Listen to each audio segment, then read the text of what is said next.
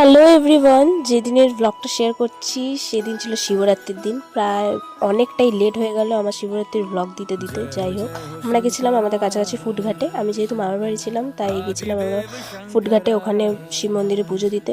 তো গিয়েই দেখি পুজো হচ্ছে অলরেডি। তো প্রথমে আমরা ঠাকুরকে ফুল তারপরে মালা সব দিয়ে আর জল ঢাললাম। ওইদিকে ঠাকুরমশাই মন্ত্র পড়ছিল।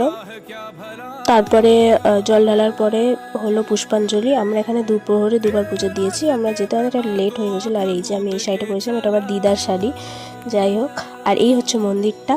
আর খুব বেশি লোকজন এখানে ছিল না, আমি মা বোন আর আমার আরেকটা মাসি সে গেছিলো। তো সবাই মিলে গেছিলাম। ওখান থেকে আরেকটা পাশে আরেক মন্দিরে গেছিলাম, যেখানে দুপুরের পুজো দেবো বলে গেছিলাম। আর সেদিন ছিল প্রচণ্ড পরিমাণে ঠান্ডা, সারা দিন আমি কাঁপতে কাঁপতে বসেছিলাম।